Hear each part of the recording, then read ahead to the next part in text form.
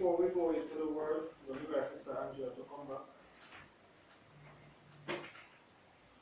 And just to give you this to say thank you for the support over the years.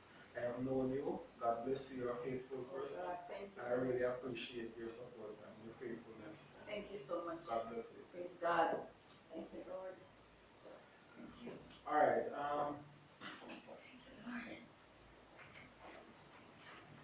Today we're going to talk about a very interesting topic. It's not one that I would have chosen personally, but what God has laid on my heart, I am going to speak it, and I trust that we will be encouraged. We'll be encouraged as we continue to serve the Lord. Turn your Bibles with me to Luke 22. The 22nd chapter of Luke, Matthew, Mark, Luke. Luke chapter 22, and we read from verse 31 to 38. 31 to 38. Are you there? And the Lord said, Simon, Simon, behold, Satan hath desired to have you, that he may sift you as wheat. But I have prayed for thee, that thy faith fail not. And when thou art converted, strengthen thy brethren. And he said unto him, Lord, I am ready to go with thee, both to prison and to death. And he said, I tell thee, Peter, the cock shall not crow this day before thou shalt thrice deny that thou knowest me. And he said unto him, When I sent you without purse and scrip and shoes, lacked ye anything? And they said, Nothing. Then said he unto them, But no, he that hath a purse, let him take it, and likewise his scrip. And he that hath no sword, let him sell his garment and buy one. For I say unto you that this that is written must yet be accomplished in me. And he was reckoned among the transgressors. For the things concerning me have an end. And they said, Lord, behold, here are 2 swords. And he said unto them, It is enough.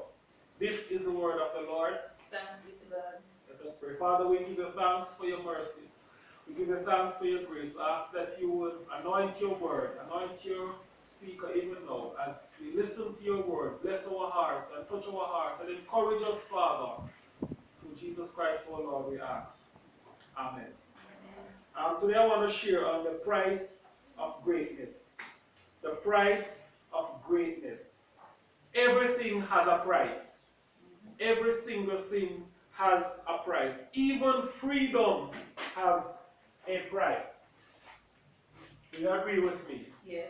Even freedom has a price. Our ancestors who would have fought for our freedom paid for it with their lives. Paid for it with their lives. So everything has a price. In church history, a story is told of a respected pastor who was brought before a Roman crowd. Swear by Caesar, the governor said, and we will spare you. They brought him into the amphitheater to throw him to the lions. And they said, if you will recant, if you will deny Jesus, we will spare your life. And so the pastor said, I am a Christian, and if you give me some time, I will explain that to you. And the governor said, explain it to the crowd. And he said, no, not to them, but to you. Recant. And he said, no, I'm a Christian. And that is it. The governor said, then we will throw you to the lions or to the beasts. And he said, bring the beasts. Throw me to them. The governor said, okay, you are mocking our beasts, then we will burn you. The pastor said, you threaten to burn me, or you try to threaten to burn me with fire that burns for 1 hour, and you forget the eternal fire that burns in hell. This pastor's name was Polycarp, one of the great church fathers. Everything has a price, the price of greatness. Tertullian, another church father, when he was writing in one of his books known as the apologetics are persons who write to defend something. And so he was writing and he said, he was writing and defending Christianity, and he says Christians should have equal rights as other civil citizens. And he said in his writing, if the Tiber floods the city, if the river floods the city, if the Nile River refuses to rise, if there is an earthquake, if a disease comes upon the land, Christians to the lions. So it doesn't matter what happened, the Christians were punished. It's like going to school and having everything right. Your hair is right, your uniform is right, but the teacher says, okay, I just don't like you, I'm going to punish you. They didn't like the Christians because in those times, everybody, the Roman Empire especially, thought that the Caesar was a living God. And so anybody who would not worship that person was considered a threat, and they would be thrown to lions and destroyed. David, in 2 Samuel 24, made a huge mistake. What was the mistake? He had fought a battle and he came back victorious. And David said, I'm going to number my army. I'm going to number the fighting men and see how many fighters I have. And God said, no, that's a mistake. You see, when we try to do things to big up ourselves and to show ourselves mighty, God will not have it. Because he said, my glory I will share with nobody else. And so David numbered the men and it displeased God. And so God sent a plague upon the land.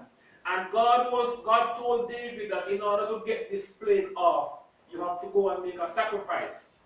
And you have to go to Aruna. Aruna was a man, and he had a threshing floor that he used to thresh out the wheat. And he went down there, and David said to Aruna, sell me this plot that I may sacrifice to the Lord. And Aruna said, no, I'm not going to sell it. I'm going to give it to you for free. And David said, far be it from me to offer burnt offerings to the Lord without it costing me anything. He said, no matter what, I do not want it for free. Everything has a price. I am not going to give God something that costs me nothing. And today we find that people squander what they have because it costs them nothing. When you work hard for something, then you will appreciate it even more. When you work hard for your money, you will spend it more wisely. When you work hard for something, you value it more. But we realize that people don't value things that they don't sweat and earn. Alright? And so there is a price for everything. There's a price for greatness. Many of us want to be great, but there's a price. Are we willing to pay that price? Peter became one of the greatest apostles that ever lived. Before Peter spoke on the day of Pentecost, where 3,000 people got saved, he was tested and he failed. Jesus told Peter, the devil has asked me to sift you. He has asked me for you. He said, give Peter to me. And he said, but I have prayed for you. Jesus said, I have prayed for you. Jesus did not say, okay, I am going to stop him. I'm not going to allow him to hurt you or do anything. He said, I have prayed for you. That when you come through your tests, you will strengthen your brethren. So I want to talk to you about the price of greatness. Every great organization, every great institution, every great person, every great marriage, before greatness is attained, have to go through a period of testing. Greatness is preceded by brokenness or humility. Even our Lord Jesus experienced a period of testing before he started the ministry. Matthew chapter 4, he said he was led by the Spirit into the wilderness to be tested of the devil. To be tested of the devil. And so when he went in there, the devil came to him and said, if you are really the Son of God, turn these stones into bread. If you are really the Son of God, jump off this high mountain. If you are really the Son of God, worship. I will give you everything if you just bow down and worship me. And the Bible said Jesus used the word against him. Jesus spoke the word. He used the word against his enemy. Understand?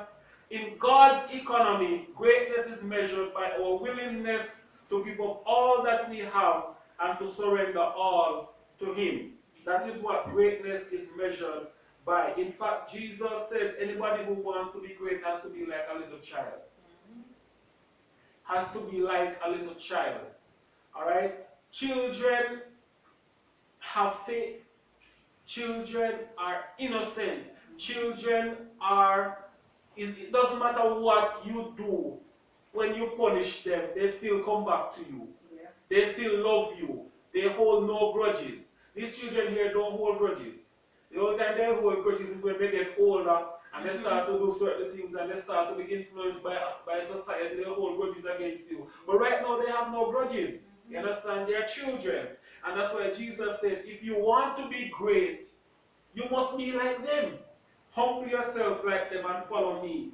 It is measured in our willingness to suffer for Jesus. It is measured in our willingness to suffer for Jesus. For the cause of Christ, there are many who lay down their life, forsook all and followed Jesus. In fact, in Hebrews chapter 11, we are told that some of them were killed tragically, but they didn't care. They followed Jesus. Some of them were beaten, some of them were hanged, but they didn't care. They wanted to follow Jesus and they were willing to die for Jesus. Yeah. Believers and those church fathers all went through their period of testing. Name any Old Testament patriarch or prophet. Anybody in the Old Testament, and I will show you somebody who has gone through great trials. Name anybody in the New Testament, and I will show you somebody who has gone through great trials. Any Christian on the face of this earth that has not experienced a trial or a period of testing is not a Christian. Anybody who is not tested because of your faith in Jesus Christ is not a true believer. In fact, Paul says in 2 Timothy 3 and verse 12, all they that will live godly in this world will suffer persecution. All they that will live godly in this world will suffer persecution. Christians will be persecuted. Christians are persecuted. In fact, Tertullian said, the blood of the martyrs has become the seed of the church. Christians are persecuted. Greatness comes at a cost. Yes. Greatness comes at a cost. I love wrestling. As I was watching some clips with Stone Cold, Steve Austin, and Hulk Hogan, and those men who used to wrestle way back in the 70s and the 90s and the 80s coming up. And Stone Cold Steve Austin said when he just started out, he had to eat raw potato for breakfast, for lunch, and dinner. And he was traveling all over the States and probably other countries wrestling. Just started out. And people were getting to know him, but all he had to eat, the money that he was getting could not buy proper food. So he had to eat raw potato. He used his pocket knife to peel it and eat it for breakfast, for lunch, and for dinner. And he was still traveling. Hulk Hogan, in his interview long ago, said that when he was wrestling, there is this wrestler who died many years ago, a famous wrestler known as Andre the Giant. And Andre was probably 9 feet tall and weighed probably over 600 pounds or so. And Hulk Hogan lifted him up, and he said when he lifted up, he tore muscles in his back and he shrunk, like he shrunk when he lifted the man. You understand? Everybody has to go through something, not only in the spiritual realm, but even in the secular world.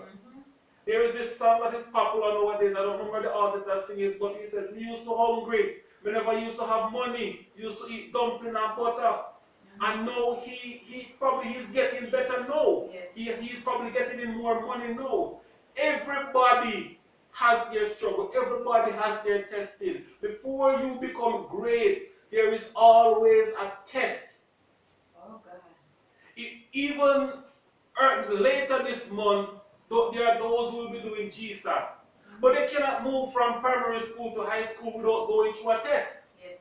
And so they have to prepare for their test. And if they don't prepare for their test, they're not going to pass. And so some of them will have to repeat the class, or some of them will have to pray that they get into another school or they get into a high school because their family knows somebody, their father knows somebody, or somebody knows somebody. You understand? Or because they have athletic ability, some school will buy them. Yes. But they have to go through a test. Amen. Life requires that we go through a test before we attain anything that is worthwhile. Yes.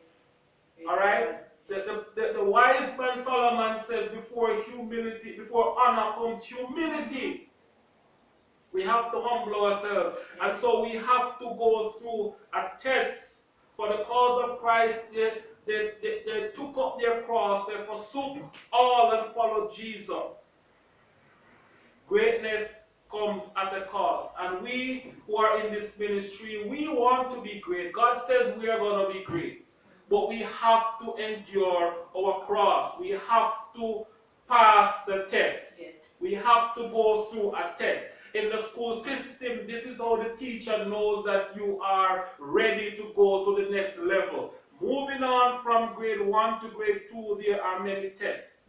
Even if it is to write the alphabet and write from 1 to 9, there always a test. When you go to grade 2, you get a higher test. When you go to grade 3, you get a higher test. And grade 4, there's another test. Grade 5, every section in the school system requires that you pass a test. Yes. When you go to high school, you have to test. When you go to college, you have to go through a test. Whatever you are going to do, life requires that you are tested. If you're going to give blood, they will test your blood first to see if your blood can be given to somebody else. There is nothing in life that you go through that does not require a test. Yes. Amen. All of us are required to go through tests. So when we are going through our tests, there are certain promises that we need to hold on to. There are certain promises that we need to hold on to. And there are certain promises that are attached to our testing. Romans 8 and verse 17. Romans 8 and verse 17, Paul says, if children, then heirs. Heirs mean that we are next in line to receive. Or we are in line, or we are going to inherit. If children, then heirs. And if heirs, then joint heirs with Christ. And if we suffer with him, that we may also be glorified together. So the suffering is not for all time or all the time. There's a point where your suffering will end and your glory begins. In 2 Timothy 2 and verse 12, Paul says, we will suffer as Christians. In 3 and verse 12, he says, we will suffer. 1 Peter 3 and verse 4, it is better to suffer as a Christian than as a meddler, as somebody who just jumps in people's business, as a talebearer or a gossiper or a thief. Alright? All that will live godly in Christ Jesus shall suffer persecution. Jesus said, if you want to be great, you have to first be humble. Matthew 18, 1 to 4. This is the scripture where he used the child. He put a child in the midst and he said, be like this child. Be like children. Alright? David understood this very well when God humbled him because he wanted to take the glory for God, giving him the victory over his enemies. And so when he numbered the army, God caused a plague to come upon them, and 70,000 people died that day. That's what happens when we try to take credit for what God has done. God will humble us. And so God humbled him, and God said, go and sacrifice to me. Alright? And David said, I'm going to sacrifice, but it must cost me something. If it doesn't cost me anything, then I will take it for granted. That's why so many people take things for granted nowadays, because it costs them nothing. Yes. They got it because their father was rich and their mother was rich. But when you have to earn it, when you have to go through sweat, blood, and tears, then you will appreciate it even more. Yes. Amen. Some people walk into their inheritance. Some people are born with gold spoons in their mouth, so they don't understand struggles. But people like you and me would have had to go through some struggles in life. Yes. So when we get to where we want to be, we can look back and say, it is good that I was afflicted. It is good that these things happened to me, because now I appreciate these things more. Amen. And that's what God wants from us. In your time of testing, there are some things to remember as we draw to a close. In your time of testing, remember that God's grace is with you. 1 Corinthians 10 and verse 13. There is no temptation which has taken you that is not common to man.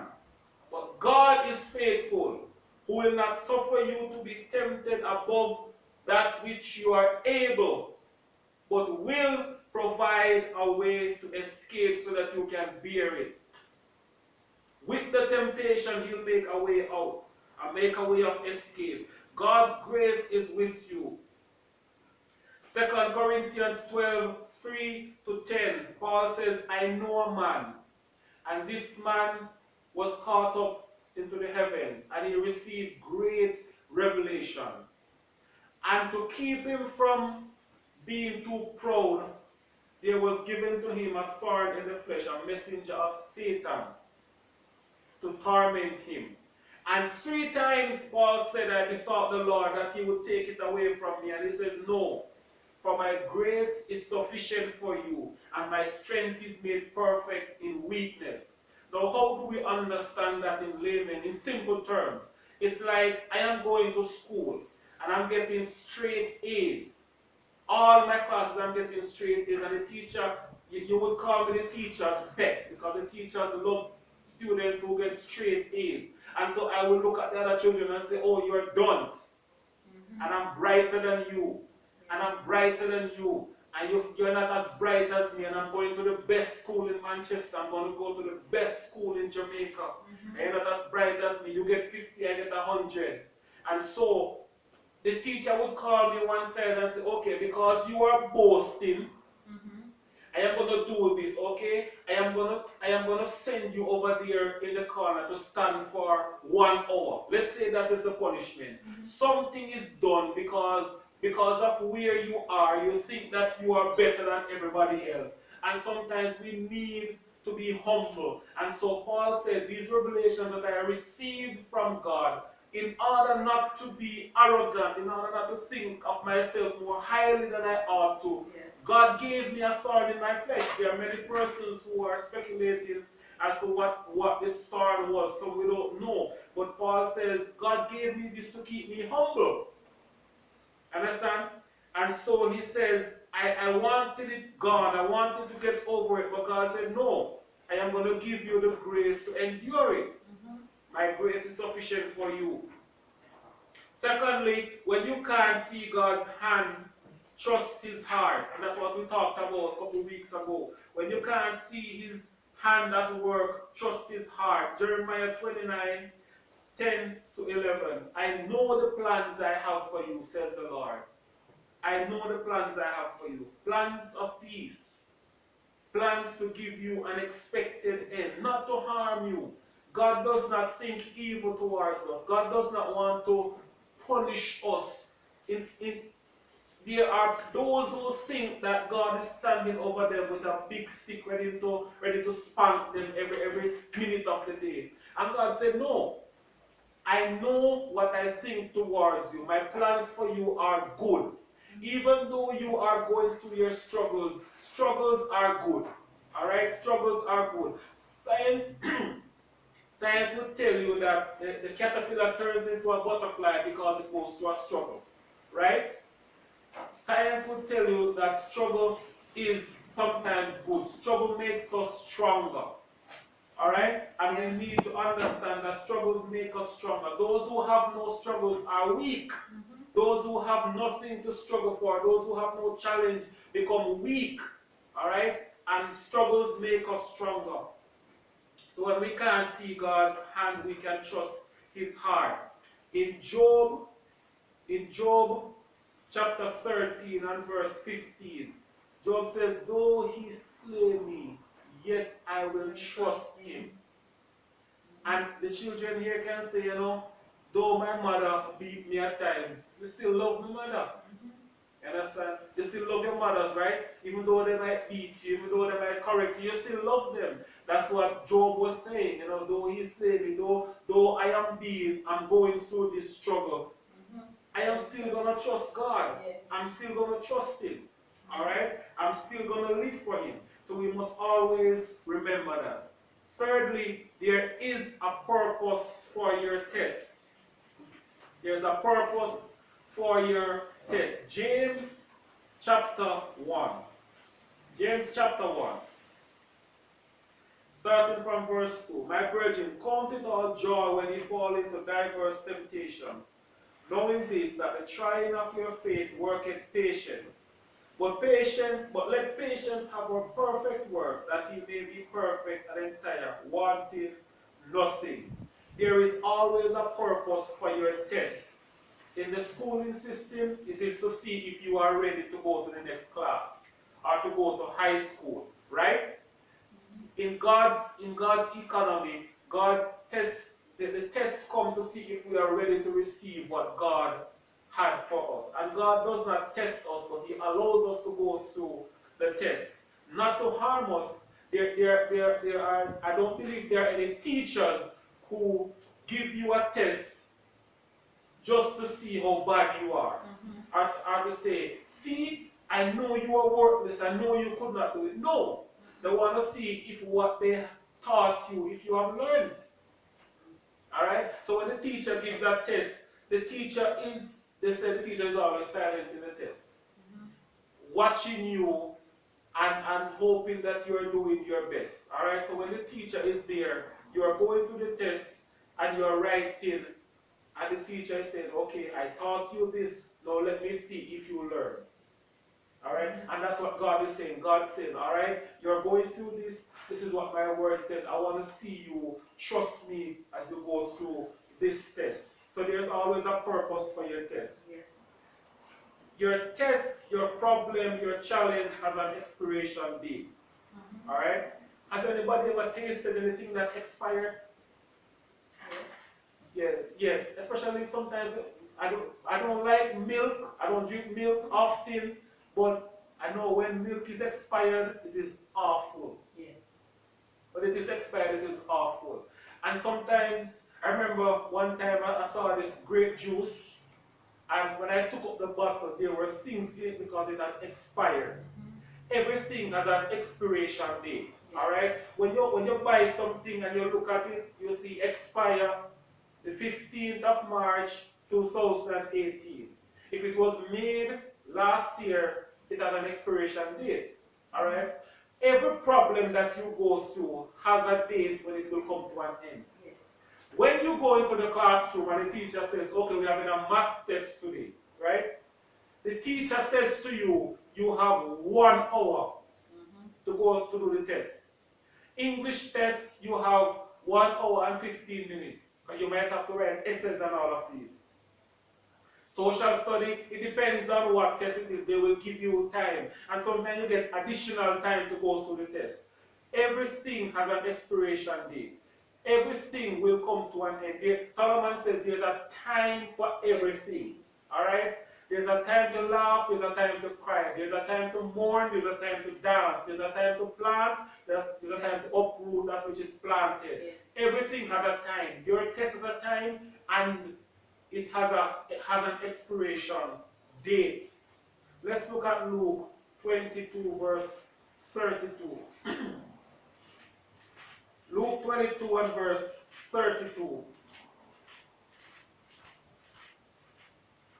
When Jesus told Peter that he would go through his testing, he says, verse 32, "But I have prayed for thee, that thy faith fail not." He never say Peter never fail, you know. He say your faith, even though you make mistakes, don't lose faith in God. Alright? That your faith fail not. And when you are converted, he says, when you come back. So Jesus knew that Peter would rise above the challenge. "I have prayed for thee that thy faith fail not." You can fail and still have faith in God. You can make mistakes and still have faith in God and still recover. Jesus said, when you come back, make sure you help your brothers who are weak.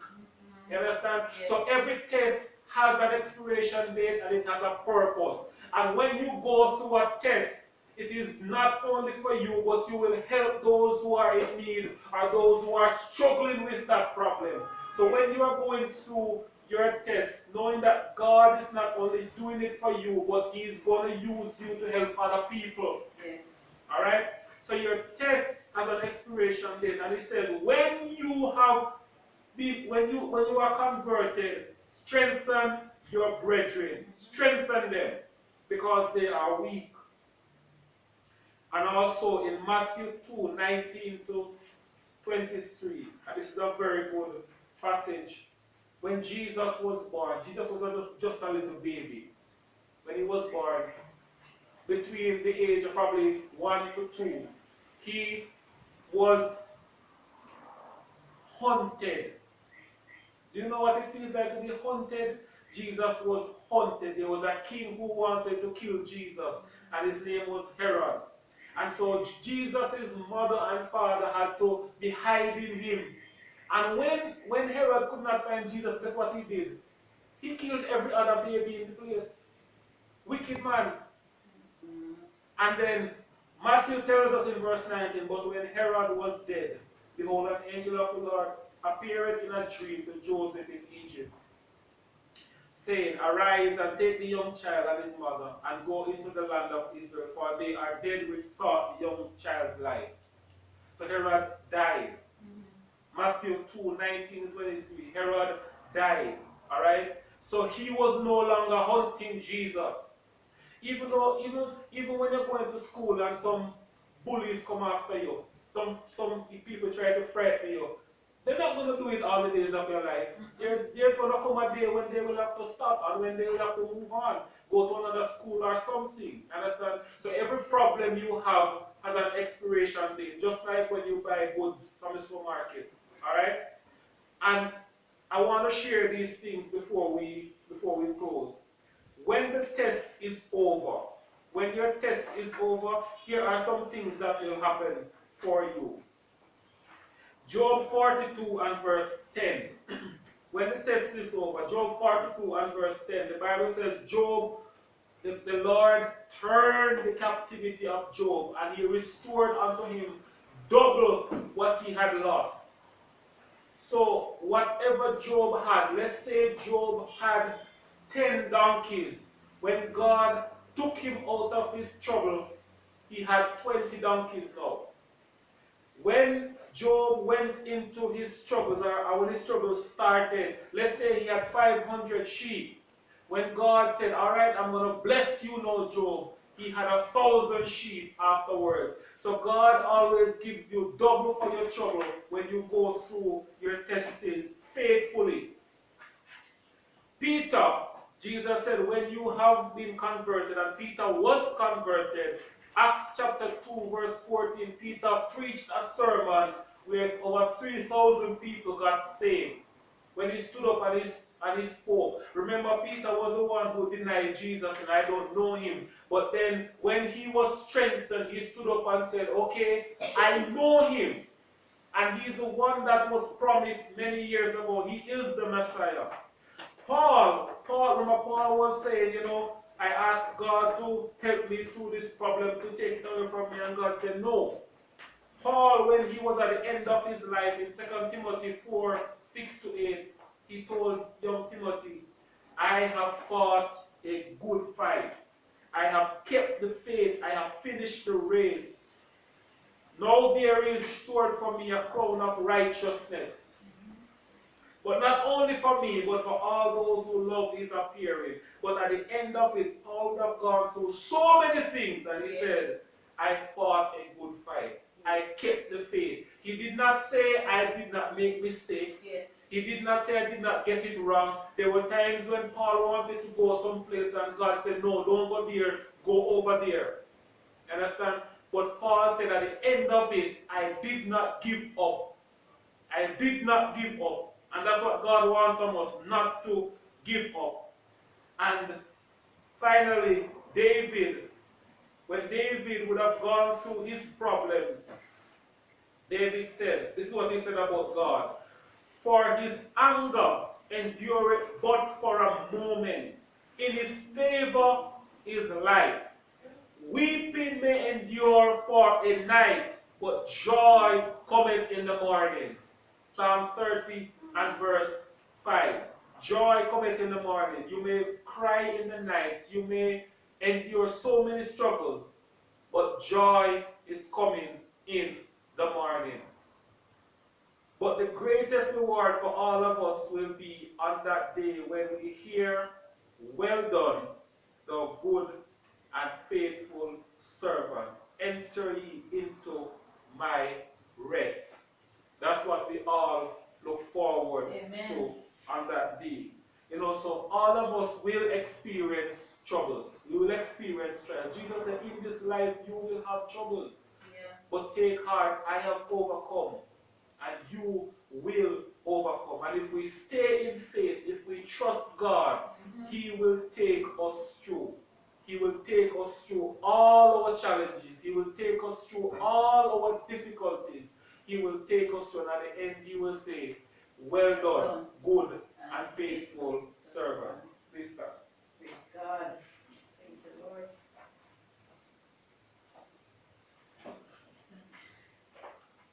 Let us pray. Heavenly Father, we thank you for your word that encourages our hearts. We thank you, God, for allowing us to understand that our challenges have a purpose. Our tests have a purpose. And God, help us that even as you said to Peter, when you are converted, strengthen your brothers. Everything we go through, God, is for a reason. There's a reason, there's a purpose behind the pain. There's a purpose behind the challenge. Help us, God, not to look at the challenge, but to look at the God who is bigger than the challenge. Help us to fix our eyes on you, the author and the finisher of our faith, so that we will not lose focus. We will not lose focus, God. Help us, Father, to stay faithful to you and to continue to trust you in all that we do and say. For we ask in Jesus' name. Amen. May the peace of God, which passeth all understanding, rest, remain, and abide with us